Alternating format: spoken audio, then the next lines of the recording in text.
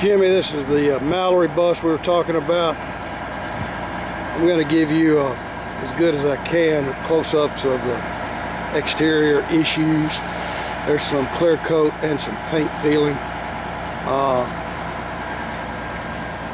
Front is that's a little road flaking there. And like I told you, it was completely wrapped when we got it. We unwrapped it, and the wrap had been on over a year, and that's what happens when you unwrap them. You got a little peeling here. I believe I had my paint guy, my patch guy, come out, and he gave me an estimate of $1,400. And as I told you, I couldn't get the bank to do anything. So if we get closer and you want to make an offer and you want a firm quote on the paint work, I'll get you one, whether it's one color paint all the way around, or see if you can patch this clear coat and the paint flakes. There's a spot right there. You may have a paint guy down in your part of the world that could do it better. There's one little crease in the bus. Let me get a side shot. Maybe it'll show up a little better in the metal. It's not real pronounced. You may be able to see it.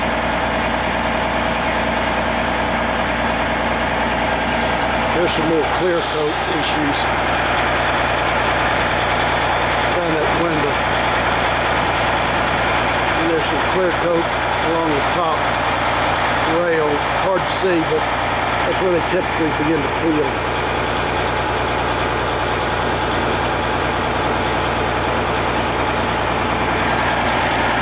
The tires are actually pretty good. The rims need polishing, they're in rough shape.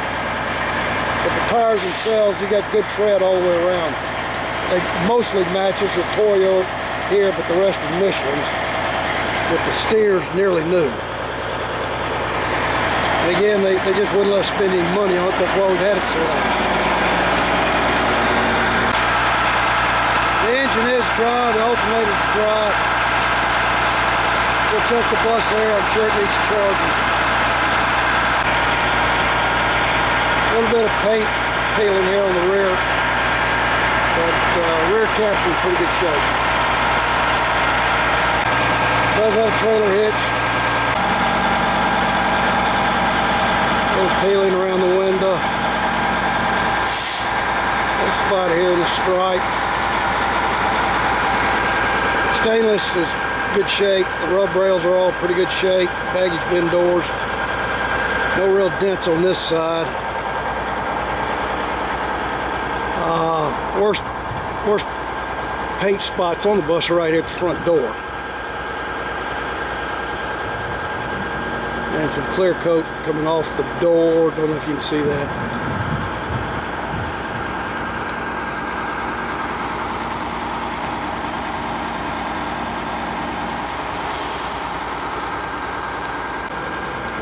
When I showed the bus to my fellow that does the AC work, a lot of the interior work, he showed me this is not a Taylor bus. This is a bus built by Clarion Coach out of Pennsylvania.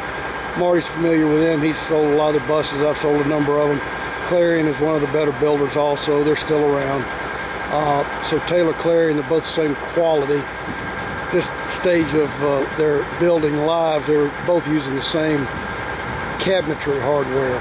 But my guy Ed showed me, now this is a Clarion bus, and it is. But just as good. He said something about the driver's seat. It's actually in good shape. When we have the carpets cleaned, I think that's just a little dirt there on the seat. There's no tears, no real wear. In fact, I'd say it's probably a new seat cover. It is an air ride. Leathers are in, I'd say, B+ shape. There's a few stains. I'll try to point them out, but there's no tears or rips. It's buckskin leather.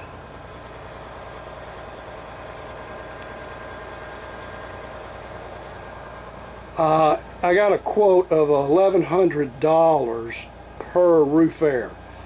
He would put one here. You've got a mirror in the ceiling here, so the easiest spot to put it, which is fine, would be at the back of the ceiling, right at the galley area, right here in this section. So it ought to drop in there, and like I said, it's about $1,100 per unit. The domestics have gone up, blah blah blah. It is a relatively new refrigerator, so that's good. Standard microwave. We'll check and make sure all these are working. That's the ice box, small sink here. I don't know, anyway, there it is. Does have the old TVs. To install as big as that hole will take, and then build the facing around it, and there'll always be some wiring issues. He quoted me about $850 a TV. So it'd be $850 in the front and probably the same in the rear. The rear TV won't be as large, but just for rounding errors, let's do that. It's got a satellite. I'll have to make sure it's working. That's the ice box in the front. I'll make sure all the plumbing's working.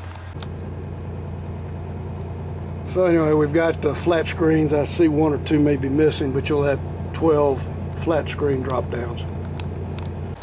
We're going to put, have to put new batteries in it, probably house batteries also. Right now I don't have any power on the inside, so the bunk area is going to be a little dark. It does have drop down flat screen TVs now, so that's not a problem. I don't know if you'll be able to see. Come on, a little bit of light, maybe the back bunk will work. Carpet's in good shape.